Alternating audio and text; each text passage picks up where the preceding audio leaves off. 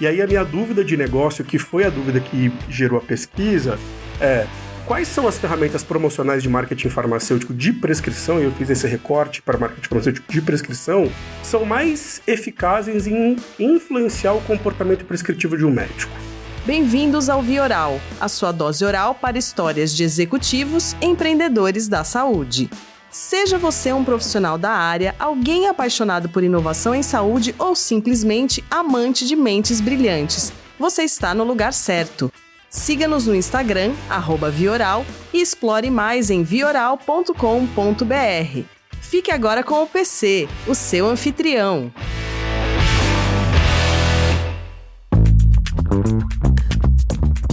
Fala, ouvintes do Vioral, estamos de volta para mais um episódio e hoje eu recebo aqui um amigo meu de bastante tempo. Ele é superintendente de marketing da Biolab Genéricos, responsável por liderar estratégias que conectam o mundo da saúde com as necessidades dos pacientes. E recentemente ele terminou aí uma pós-graduação, escreveu um artigo de destaque no International Journal of Business Management sobre o impacto das ferramentas de marketing farmacêutico no comportamento de prescrição médica no Brasil.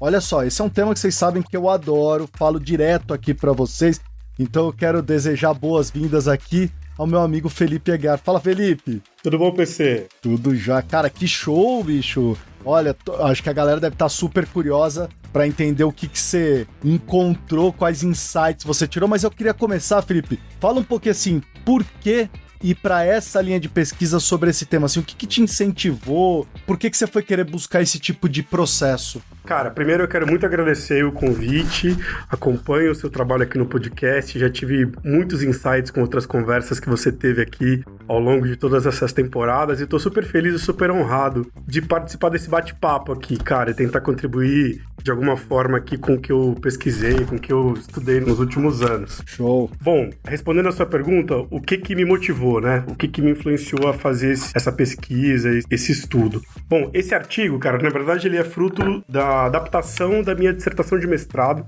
e aí gerou esse artigo para publicação nesse periódico. Eu diria para você que eu tive dois grandes motivadores, assim, que me empurraram para fazer essa pesquisa, para fazer um mestrado. A primeira é uma característica pessoal, que é curiosidade, cara. Eu me julgo um cara curioso, sempre fui, dos assuntos mais diversos possíveis, assim, mas a curiosidade, querer saber por quê, querer saber como funciona, sempre foi uma coisa que me motivou bastante, assim. E eu sempre trabalhei com marketing farmacêutico, né? A minha carreira foi toda pautada em marketing farmacêutico e eu sempre lidei com um problema de negócio que vem se acentuando ao longo dos últimos anos, que é o quê? Que é um mercado, principalmente olhando para primary care, né? Eu sempre fui um cara de primary care, né? Sempre trabalhei em empresas que o foco era primary care. Ô, Felipe, só para quem não tá usual com indústria farmacêutica, primary care, explica rapidinho só para o pessoal entender. Bom, primary care é aquele segmento de mercado farmacêutico que os produtos que estão dentro dessa categoria são produtos que controlam e tratam doenças do cotidiano, né? Então, hipertensão arterial, diabetes, colesterol, dor de cabeça e tudo mais. É basicamente a categoria de mercado que é vendida nas farmácias. De forma bastante resumida, seria isso. E o mercado de primary care, esse mercado de varejo farmacêutico, é um mercado que, a exemplo do que já aconteceu com outras indústrias no passado, ele vem entrando num processo de comoditização muito grande. Porque isso é reflexo de um movimento global da indústria farmacêutica que está cada vez mais focando esforços em mercados mais restritos, de acesso mais restrito, e aí eu tô falando principalmente de onco, de imuno, de doenças raras. E o mercado de primary care, a competição no mercado de primary care está se acirrando cada vez mais, principalmente com o avanço de genéricos e similares que achatam preço e achatam margem de contribuição também. Então, outras indústrias já passaram por isso há muito tempo atrás. A indústria de consumo já passou por isso há muito tempo atrás. Mas a indústria farmacêutica vem passando isso ao longo dos últimos anos. E aí, cara, quando você é um profissional de marketing, você está num setor que as margens vêm se achatando, a competitividade vai aumentando e o seu diferencial de produto vai cada vez ficando menor, o diferencial, a inovação em P de produto é cada vez mais incremental e menos radical, você começa a ser cobrado por eficiência, né? Eu costumo dizer, PC, que assim, margem de lucro, ela dialoga com margem de erro. Quanto maior a sua margem de lucro, também maior é a sua margem de erro. É claro que a gente sempre quer ter uma margem de erro cada vez menor, independente da circunstância de margem de lucro. Mas, num mercado competitivo, quanto mais achatada for a sua margem, mais você precisa ser eficiente para continuar gerando capital, gerando valor e assim por diante. E aí, quando eu olho para o mercado nacional, principalmente o mercado nacional, que é liderado por laboratórios farmacêuticos de capital nacional, laboratórios brasileiros, qual que é a estratégia desse pessoal? A estratégia desse segmento do mercado é cada vez brigar mais em mercados de massificação, mercados massificados, e os mercados aí mais de specialty, né, ficam para as grandes corporações multinacionais, e as farmacêuticas nacionais também têm uma característica de fazer grandes esforços promocionais. Grandes forças de vendas visitando o médico todos os dias, grande investimento em distribuição de amostras grátis, participação em feiras, em congressos e eventos e diversas ferramentas, né? E aí, qual que era o meu problema de negócio? Eu falei, poxa, se eu estou competindo no mercado cada vez mais acirrado, cada real que eu investi precisa ser mais assertivo para eu conseguir ter uma garantia, não é a palavra, né? Mas para ter uma probabilidade de retorno maior. Então, pensando nisso, o marketing farmacêutico lida com diversas ferramentas. E aí a minha dúvida de negócio, que foi a dúvida que gerou a pesquisa, é quais são as ferramentas promocionais de marketing farmacêutico de prescrição, e eu fiz esse recorte para marketing farmacêutico de prescrição, são mais eficazes em influenciar o comportamento prescritivo de um médico. Porque o meu entendimento é, com base nesse conhecimento, eu acabo sendo um profissional que consigo ter um pouco mais de assertividade aonde eu vou colocar o dinheiro. Sim. Onde eu vou colocar um investimento. Então, o ponto de partida foi esse, PC. Legal, olha, então um monte de coisa que o Felipe já falou. Primary care, né? Então, primary care em português, atenção primária à saúde. Então, primary de primária, ou seja, é a porta de entrada para o sistema de saúde de todos nós pacientes. Isso aí. Né? Então, a nossa porta de entrada. Vai ter um resfriado, uma gripe, uma alergia. A porta de entrada é o primary care, né? Asma, diabetes, hipertensão, vacinas, suplementos, vitaminas. Ou seja, toda essa porta de entrada é isso que o Felipe tá trazendo pra gente agora. Né? Felipe, eu acho que aí a gente toca num ponto-chave do marketing, como é que fica? Hoje a gente está discutindo, você falou da questão do P de produto que evoluiu, obviamente, significativamente no mundo que a gente está vivendo. Então, antigamente a gente falava que era só uma questão de ter qualidade. Qualidade é preço de entrada. Se você não tem, tá fora, né? É ticket para festa, né, PC? Exato. Na indústria farmacêutica não precisa nem falar de ética, segurança, as coisas. Pô, você não tem, tá fora também, né? E aí fica aquela coisa de personalização, né? O que você vai fazer de tecnologia ou inovação incremental? Entra todos esses pontos aí. Isso mudou, Felipe? Só quantos anos você está no marketing? Mudou a maneira que você enxergava o marketing antes e você está enxergando agora? Mudou, PC. Eu acho que assim, eu trabalho com marketing farmacêutico desde 2004. Estamos falando de 20 anos de marketing farmacêutico, né? E mudou muito, assim, né? 20 anos parece de pouco tempo, mas no contexto social, contexto de mundo que a gente vive, é muito tempo, né? Muita coisa mudou em 20 anos e, pelo menos quando eu avalio os últimos anos e vejo o que tem acontecido agora, a minha expectativa é que, assim, nos próximos 20 anos mude muito mais ainda do que mudou nos últimos 20, né? E eu acho que uma coisa que mudou e que tende a cada vez mudar mais, principalmente no contexto que a gente está falando, PC, é uma preocupação, e aí eu acho que o marketing tem um papel central nisso, é uma preocupação cada vez maior com uma experiência do cliente. Boa. E aí, quando eu falo experiência do cliente, tudo o que o marketing faz, tudo que a empresa faz na relação que ela constrói com um cliente, e aí um cliente podem ser vários personagens dentro de um ecossistema.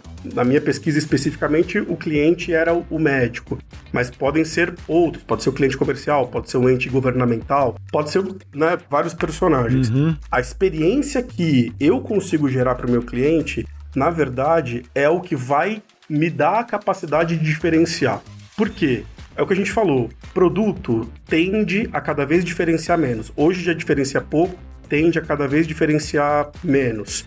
Preço não vai ser isso também, principalmente porque você está cada vez mais sendo achatado nesse pilar. distribuição, as ferramentas estão aí para todo mundo consegue chegar em todos os lugares, né? Não tem como, a diferenciação nesse sentido, ela é pequena. Então, a experiência que eu consigo gerar para o meu cliente vai ser isso que vai me marcar na mente desse cara. E aí, eu faço uma conexão, PC, disso com um achado que houve na pesquisa. A pesquisa disse para mim que a principal ferramenta de marketing capaz de influenciar no comportamento prescritivo de um médico é conhecimento técnico do representante. Isso é como eu denominei a ferramenta na parte quantitativa. Mas essa ferramenta, ela tem outros aspectos envolvidos nela, PC. Um rápido comentário, né? A minha pesquisa ela foi um método misto. Aí eu fiz uma parte qualitativa, entrevistei 9 médicos com entrevista em profundidade e depois apliquei um questionário para mais de 600 médicos e usei mesmo na pesquisa 416 médicos especificamente para chegar nos meus resultados. E na parte qualitativa principalmente, veio uma questão muito forte, PC, da relação que o médico cria com o laboratório. E aí, a relação está muito pautada no seguinte, né? Em quais são os aspectos que o laboratório oferece para o médico hoje que o médico consegue capturar algum valor. Eu cansei de ouvir nas entrevistas e também no nosso dia a dia que tem um monte de iniciativa que o laboratório faz que já é percebido como puramente carne de vaca, assim, pelo médico. Todo mundo faz e todo mundo faz igual. E aí a crítica que fica, né, a reflexão que fica é: talvez existam oportunidades para fazer coisas diferentes, obviamente, sempre tem, mas talvez existam oportunidades para fazer as coisas que o mercado já faz, mas fazer de forma diferente. Fazer de forma que a experiência que o cara vai ter, que o cliente vai ter participando daquele evento ali, por exemplo, seja alguma coisa que no dia seguinte crie o mínimo de capacidade do cara lembrar onde ele estava e com quem que ele estava e quem que pagou o jantar dele da noite anterior. Né? Tipo jantar no Rubaiá com o speaker. Exatamente isso. Todo mundo faz esse modelo. Aí você vai falar que o modelo é errado, que o modelo não funciona. Não sei se o modelo tá errado. Não é essa discussão. Quanto de valor ele tá agregando, eu acho. É isso, é perfeito. A discussão está exatamente aí, sabe? Eu também acho. E hoje, a gente vive na economia da atenção, né? O ativo principal que eu tenho para conseguir capturar a atenção e reter a atenção de alguém, né? Hoje, poxa, tem tudo é capaz de desviar a nossa atenção. A gente é impactado o dia inteiro, milhares de vezes, por coisas que desviam a nossa atenção. Então, acho que a grande pergunta do marketing hoje né? Uma das grandes perguntas do marketing é, poxa, como que eu consigo capturar a atenção desse cliente, reter a atenção desse cliente e produzir um conteúdo de uma forma que eu crie uma experiência que esse cara que vai me destacar na mente dele. E principalmente, né, que eu vá ser capaz de influenciar o comportamento desse cara no dia seguinte. E no final do dia, o grande objetivo do marketing é influenciar comportamento. Sim. Eu acho que a grande reflexão que fica são essas perguntas, assim, como que eu construo essa jornada de experiência para esse cara de forma que eu consiga no dia seguinte ter influenciado de alguma forma o comportamento dele no dia a dia, né? Acho que esse é o grande desafio. Boa, e eu acho que encaixa muito bem, né, Felipe? Depois que eu li o teu artigo, eu fui dar uma olhada novamente nos livros e eu tava preparando até uma aula para pós-graduação. Falei, deixa eu dar uma olhada nisso de novo. E eu tava vendo muito isso, né? Já vem se falando disso há um bom tempo, de falar assim, cara, não se olha mais produto, você tem que olhar para a solução, ou seja, na necessidade do cliente, né?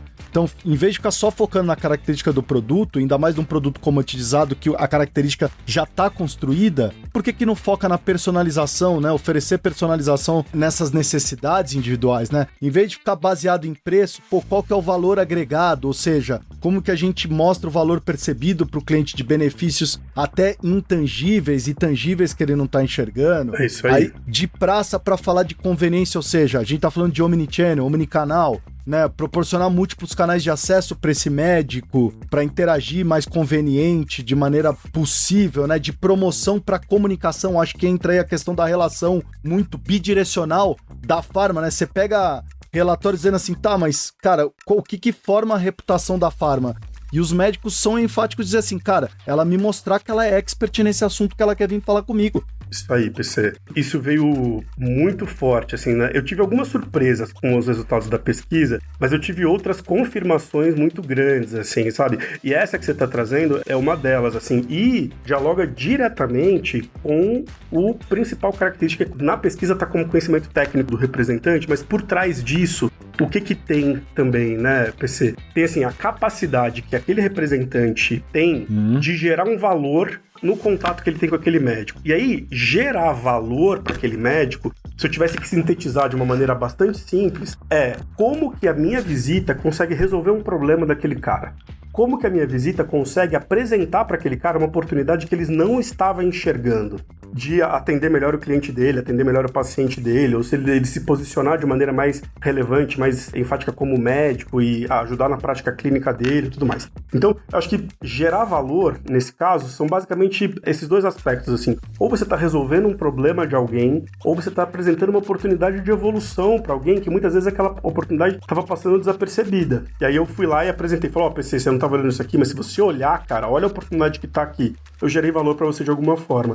Então, hoje, cara, a mídia que a indústria farmacêutica usa é a mais cara possível, né? Os dados da IQVIA falam pra gente que mais de 70% do investimento promocional que é feito no mercado farmacêutico está direcionado à propaganda médica. E aí é o representante e todos os investimentos que estão agregados ali com a visita do representante. E, poxa, quando eu olho aonde o dinheiro está, o valor também precisa estar ali. Sim. Então, se eu estou colocando tanto dinheiro numa visita, e aí a gente pode entrar na discussão se essa visita vai ser presencial, se essa visita vai ser remota, qual que vai ser a frequência dessa visita, se vai ser híbrida, acho que tem uma grande discussão por trás disso, mas o grande ponto, do meu ponto de vista, é qual que é o valor que esse contato está gerando para aquele cara. E aí a gente entra num aspecto, né, que é o seguinte, hoje a gente tem tantas fontes de informação, acho que assim, a gente trabalha no mercado, eu trabalho no mercado farmacêutico, o mercado farmacêutico tem um benefício, que é ser muito auditado.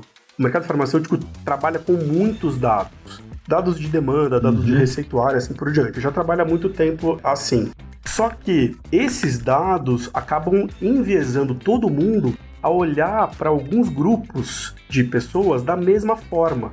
Então, o que o dado acaba enviesando no mercado farmacêutico? A olhar para o CAT1A3, que é o cara de maior potencial ali, e todo mundo só vê escrito na testa do cara que ele é CAT1. Mas ninguém está preocupado, ou pouca gente está preocupada em saber, aquele cara que é CAT1, o que esse cara valoriza? Qual que é o problema que esse cara está vivendo que eu, enquanto laboratório, enquanto parceiro desse cara, posso agregar de alguma forma nesse problema que esse cara está vivendo? E aí, muitas vezes, esse problema que esse cara está vivendo, ou essa oportunidade que esse cara não está enxergando, não está atrelada diretamente ao produto que eu vou propagar para aquele cara. Mas a questão é muito mais em como eu me posiciono enquanto construção de relação com essa pessoa.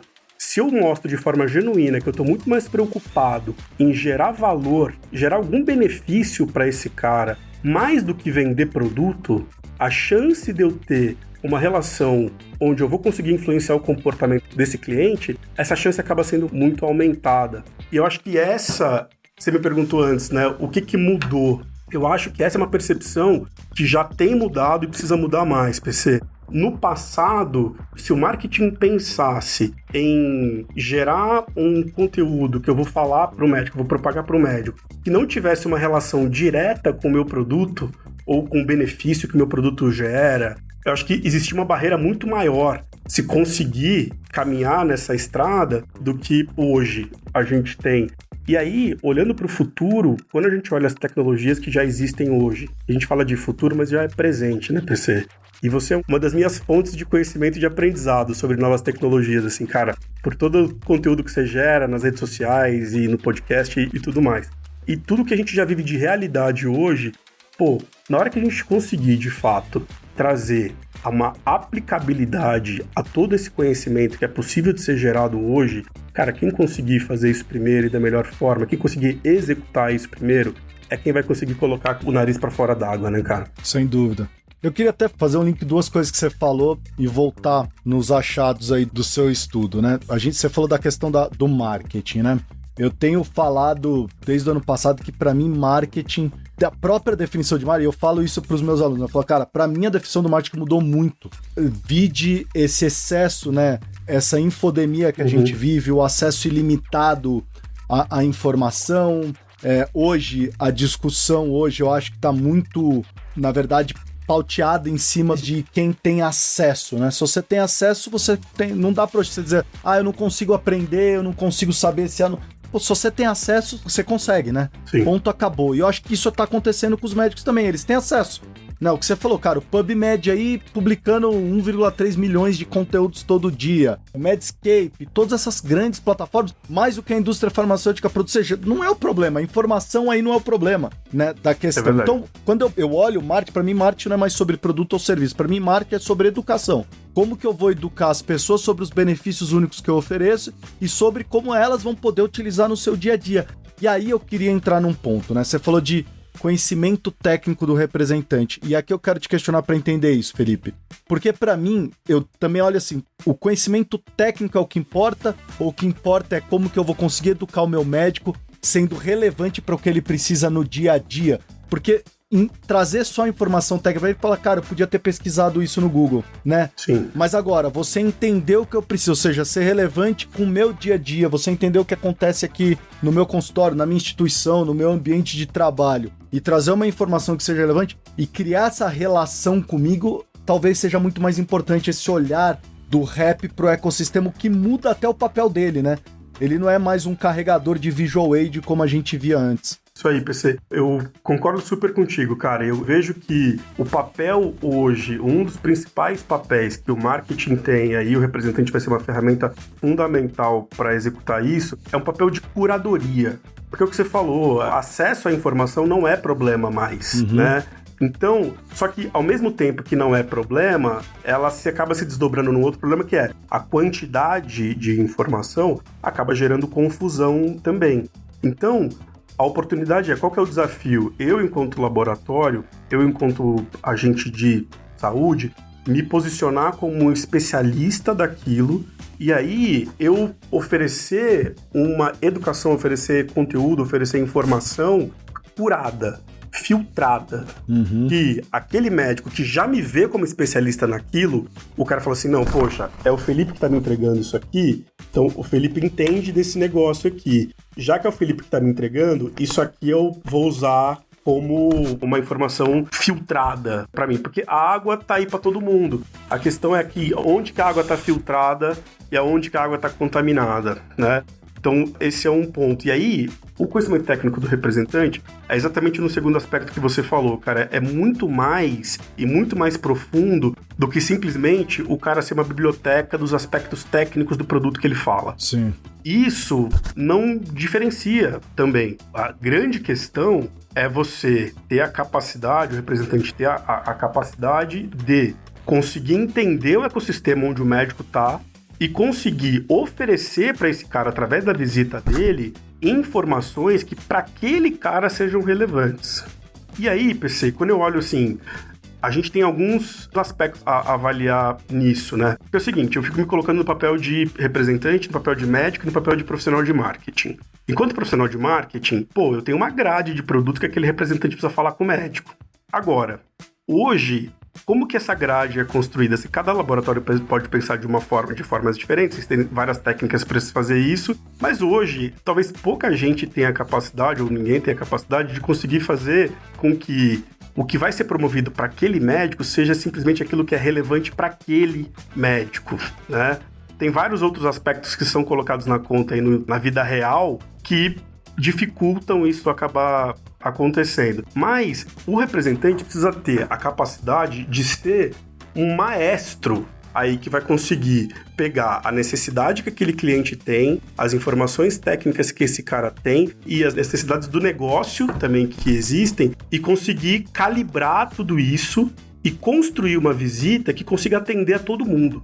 Que consiga atender a necessidade do médico, que consiga atender a necessidade da empresa, que consiga atender a necessidade dele também ali, né? Perfeito. Então, é cada vez um trabalho de mais pratinhos para serem girados pelo mesmo profissional, assim, né? Sim. Então, uma pergunta que eu tenho certeza que você já ouviu várias vezes eu também já ouvi várias vezes, poxa, com o Omnichannel, com o digital, a profissão do representante vai deixar de existir, não vai ter mais. Cara, eu acho que assim, a questão que está em pauta não é se vai existir ou não vai existir, mas qual que vai ser o papel, né?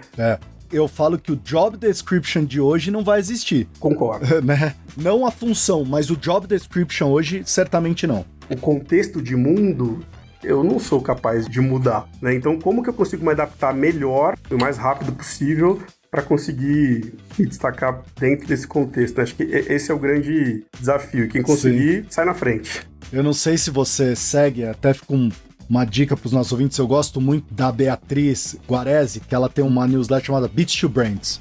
E ela falou essa semana um negócio que eu adorei. Ela chamou, esse negócio que a gente tá gostando, ela chamou de claustrofobia da abundância, né? Que a gente tá sufocado por essas tantas opções. E aí ela discute mesmo, ela falou assim, antigamente o consumo que era baseado em posse, hoje ele é pautado pelo acesso. É isso aí. E eu queria fazer isso para trazer um outro link que você trouxe aí da questão, você falou lá no começo, a indústria farmacêutica é uma indústria que tá acostumada a usar dados faz tempo. E aí eu queria trazer um outro ponto que para mim é assim, quando a gente fala de dados, quando eu olho o cenário de dados dirigidos para CRM, eu vejo zero. Eu vejo uma indústria farmacêutica que não tem uma mentalidade dirigida para dados do CRM, porque assim, é uma questão que qualquer indústria fala, cara, é humanamente impossível de eu personalizar individualmente para cada médico. O que hoje, se você chegar para um Mercado Livre, se você chegar para uma Amazon da vida, eles vão falar, cara, isso é um absurdo. Para uma Temu chinesa que tá entrando no melhor, uma Shopee, uma Shein, sabe? Falou, cara, gente do céu, se vocês falarem isso pra mim, vocês estão no passado, né? Porque pra eles sabem por quê? Porque eles aprenderam a ser uma empresa dirigida por dados no relacionamento com o cliente dele, né? E a gente não aprendeu isso ainda, né, Felipe? É totalmente verdade, PC. A gente captura muito pouco valor da quantidade de dado que a gente tem. E além disso, eu acredito muito no seguinte, né?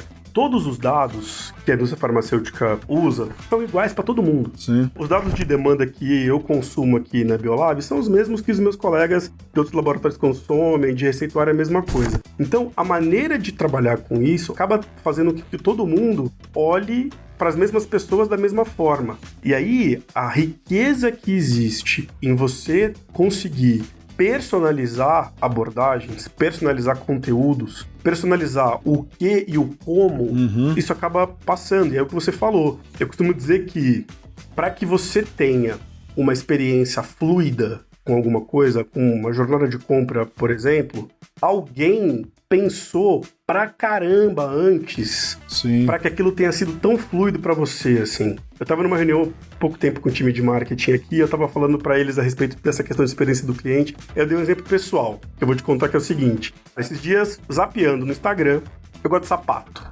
E aí eu tava zapeando no Instagram e toda hora o algoritmo me mostrando ali coisas relacionadas a sapato e tudo mais. E aí, apareceu um anúncio lá de uma coisa que chama Shoe Tree, que é que sabe aquele pé de madeira? Sei, pra manter o formato. Isso. E aí eu fui impactado por aquilo lá, cara. E aí eu tava no story de alguém falando a respeito daquilo, que eu olhei o cara falando, ele mostrando como usa e tudo mais. Eu falei, caramba, eu não tenho nenhum disso, cara. Eu preciso ter um negócio desse. PC, em menos de 5 minutos, a gente tinha entrado no site lá e tinha comprado 3 pares pra entregar pra mim, assim. E aí quando eu me dei conta, eu falei, caramba, cara, em 3 minutos de zapeada, eu comprei um negócio. Eu precisava daquilo? Não, cara, de forma nenhuma. Mas assim. olha o entendimento da sua jornada, né, cara? Putz. Isso, entendeu? Então, assim, algum marqueteiro que estava tentando vender esse negócio lá, pensou muito em como seria a experiência de alguém como eu e facilitou muito essa jornada para que, cara, esse cara, que eu preciso dar os parabéns para ele influenciou meu comportamento. Ele influenciou meu comportamento e influenciou uma tomada de decisão. Eu comprei alguma coisa que eu não precisava, eu não tinha planos de comprar aquilo, mas foi uma compra totalmente por impulso. Por quê? Porque alguém me conduziu a isso. Alguém me influenciou para isso. E aí, para que isso acontecesse comigo, aconteceu uma triangulação de várias informações. E aí eu acho que esse é o grande ponto que a gente precisa avançar na indústria farmacêutica, PC. No mundo complexo, para você conseguir ter uma visão do que está acontecendo de fato, um ponto de vista é muito pouco. Você precisa ter uma visão de vários pontos de vista diferentes para conseguir construir o real cenário. E se eu pego, só cruzo informações de demanda com informações de receituário, Sim. pô, pra quem não tem nada, já é ótimo, já é muita coisa. Em comparação com outras indústrias, é muita informação.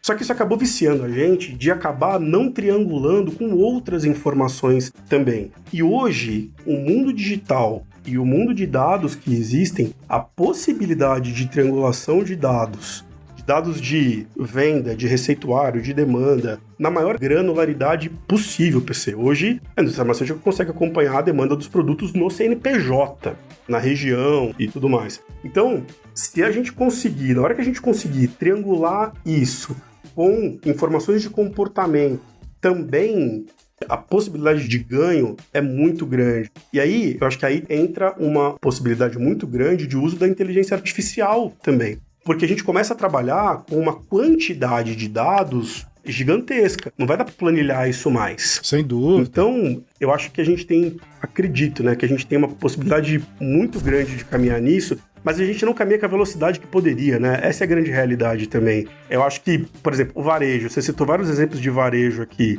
Pô, o varejo trabalha com uma margem que o limiar entre lucro e prejuízo está muito próximo para esse cara.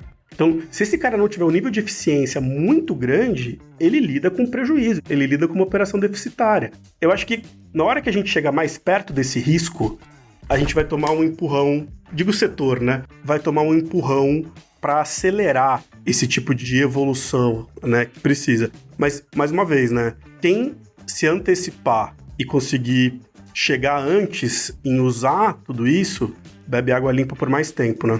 Boa. Felipe, com essas... Bom, você trabalhou tanto ferramentas, você falou no teu artigo sobre as ferramentas de suporte ao paciente, Falei. que estão também, né? Você falou da questão da educação médica continuada, com todas essas ferramentas que a gente tá falando à disposição. Cara, qual que foi o teu grande ahá, assim?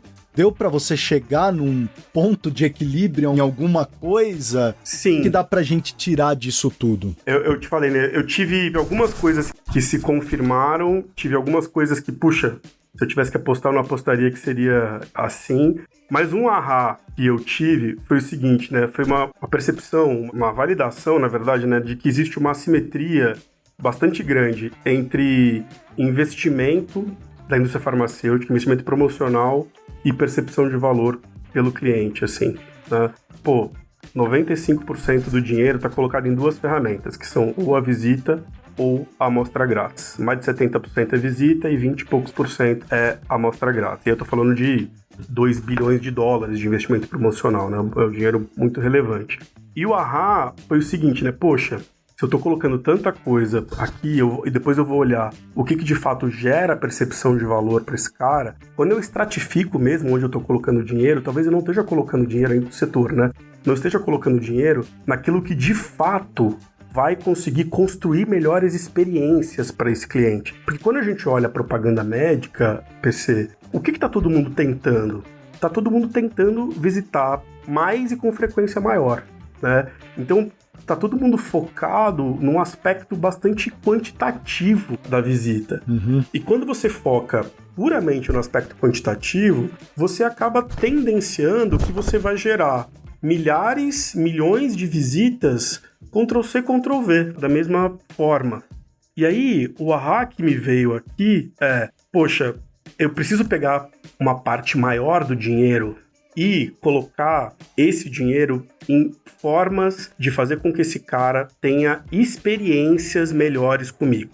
Experiências melhores com a minha marca, experiências melhores com o meu laboratório, né? Acho que esse foi um ponto que foi muito legal de ter chegado nele, assim, né? E aí isso reforça e dialoga bem com a necessidade que a gente falou no começo, TC, de eu, como profissional de marketing, ter a capacidade de colocar o dinheiro naquilo que tem possibilidade maior, de gerar mais dinheiro, de gerar retorno, né? Então, esse entendimento foi pra mim o que teve de mais rico, assim, na pesquisa. Olha, perfeito, cara. E assim, quem quiser acessar o artigo, Felipe, faz como? Eu vou deixar um link aqui pra vocês aqui do post do LinkedIn do Felipe também, mas quem quiser ler o artigo faz como, Felipe? Quem quiser ler o artigo, entrando no periódico, né, na revista, que é o International Journal of Business Management. Tá. No teu LinkedIn, Felipe Aguiar. No meu LinkedIn, Felipe Aguiar, todos convidados. Também tem o link para acessar o artigo. E também, fazendo contato, LinkedIn super aberto aí e fico muito feliz em poder conversar com quem tiver interesse aí na pesquisa. Afinal, foram meses de trabalho e dedicação e agora, conversar sobre isso pra mim é muito prazeroso, assim, é muito legal. Tem que ter orgulho mesmo, Felipe. Eu fiquei feliz pra caramba de ver e de ler, achei maravilhoso. Tem um assunto aqui que a gente tá trazendo pra todos os participantes, porque não dá pra fugir. Opa! Inteligência artificial é o que todo mundo tá falando, Felipe. E a gente tem uma última pergunta que a gente brinca de e agora? Primeira pergunta pra você. Você tem utilizado IA pra você, Felipe, pessoalmente? Uso. A pessoa física? No quê? Me conta um exemplo do que você usa a IA. Exemplo prático? Hoje eu estava fazendo com o meu time de marketing aqui uma sessão de brainstorming pra gente definir a proposição de uma marca pra gente lançar um produto. E aí, chegou no momento que a conversa travou. E aí, eu entrei no Copilot, dei o contexto pro Copilot do que a gente estava discutindo ali e pedi pra ele me gerar novas possibilidades. Foi bem? Foi super bem, cara. Eu cheguei numa lista de 5 nomes para avançar para uma próxima etapa de validação aqui e todos os 5 nomes que a gente chegou na lista final, PC, não estavam inicialmente na discussão que a gente estava fazendo, mas vieram depois que a gente... Boa. Esse é um exemplo, mas eu uso isso, PC, inteligência artificial, muito dessa forma, assim, sabe? Às vezes para dar um start, para dar um kickoff em alguma coisa, assim. Então, cara, vou te dar outro exemplo, né? Eu tava com o meu time comercial aqui, todo o time reunido, e aí eu tinha uma pauta de assuntos que eu queria falar com eles. E aí eu coloquei, cara, um rascunho de pauta que eu havia feito. Coloquei aquilo na inteligência artificial e pedi para ele propor um roteiro para o meu PPT. E aí, dei até para ele qual que é o tom que eu queria usar no PPT. Não quero usar tantos termos financeiros, termos técnicos, quero fazer uma apresentação um pouco mais num tom conversacional, não sei o quê. Dei esse contexto, cara. E aí me veio o roteiro, que se eu não falar para você que foi 100% do que eu usei na apresentação, foi 90% do que eu usei para construir o slide depois. Que eu também poderia ter construído por inteligência artificial, mas não fiz a moda antiga, vamos dizer assim, né? Fiz construindo o PPT mesmo, mas o roteiro, que para mim é o mais importante de tudo, muito mais do que o slide, é o flow, né? É como que você vai conduzir a conversa ali. Sim. Ajudou pra caramba nisso, assim, né? Outro exemplo prático que eu usei muito, PC, muito. E até durante o momento me gerou até um conflito, assim, na cabeça. Na hora de finalizar a dissertação. Cara, quando você tem que escrever textos muito longos, chega uma hora que você começa a repetir palavras, você começa a repetir termo e tudo mais. Sim. E, cara, a inteligência me ajudou muito a lapidar o meu texto. E aí, depois disso, eu fui até conversar com um amigo, Billy, que é professor da SPM. Aí, batendo um papo com ele, eu falei, Billy, eu tô até num conflito, cara. Se eu não tô sendo até antiético, assim, sabe disso? Se ela, não tô plagiando alguma coisa, ele falou, cara, o que você tá fazendo é o seguinte, o conteúdo é teu. O que a inteligência tá te ajudando a fazer é buscar as melhores palavras para expressar o conteúdo que você gerou. Nesse caso, não tem conflito. Aí, ele tá te ajudando, cara, a invernizar o teu texto. Assim que você precisa pensar. Sim. Então, tenho usado bastante no dia a dia nesses temas, assim. E como copiloto em Outlook, copiloto em Word, copiloto em PowerPoint, também uso bastante nesse sentido. Então, eu vou dar uma outra dica aqui, que me deram essa dica, o meu grande amigo Robson, um dos maiores copywriters do Brasil. Ele chegou pra mim e mandou essa semana, ele falou, Paulo, eu sei que você usa pra caramba o ChatGPT, ele falou, quer ter uma mini sessão de terapia grátis? Eu falei, qual que é? Ele falou, escreve esse prompt no ChatGPT ou na generativa que você mais usa, tá? Se é Copilot, ele falou assim, escreve assim, ó, então eu vou dar uma dica pra vocês, escrevam, depois vocês compartilham comigo, eu quero saber o que é. Com base em todas as nossas conversas, me diga algo que você percebe sobre mim, mas que acha que eu provavelmente não tenha percebido. Tem que ter coragem pra apertar esse enter, hein, cara? Cara, é legal, eu dei enter, é legal. Vou fazer. Então, ó, fica a dica aí pra todo mundo dar, tá bom? E hoje eu queria agradecer, pra ele foi um dia especial publicar o artigo, pra mim foi um dia especial tê-lo aqui como amigo, honrado, parabéns pelo mestrado, parabéns pela publicação do artigo, Felipe, foi muito legal esse bate-papo, eu só queria agradecer você. Pô, cara, eu que agradeço, muito bacana o bate-papo. É aquele bate-papo que você não vê a hora passar. Pô, obrigado, meu, pela chance de estar aqui. Tô felizão, assim. Conta sempre comigo, parceiro. Tamo junto. Imagina. Então, olha, gente, hoje eu falei com o Felipe Aguiar sobre esse artigo que ele acabou de publicar no International Journal of Business Management. Um artigo super legal que a gente discutiu aqui sobre o impacto das ferramentas de marketing farmacêutico no comportamento de prescrição médica no Brasil. Esse foi mais um episódio do Via Oral e eu fui!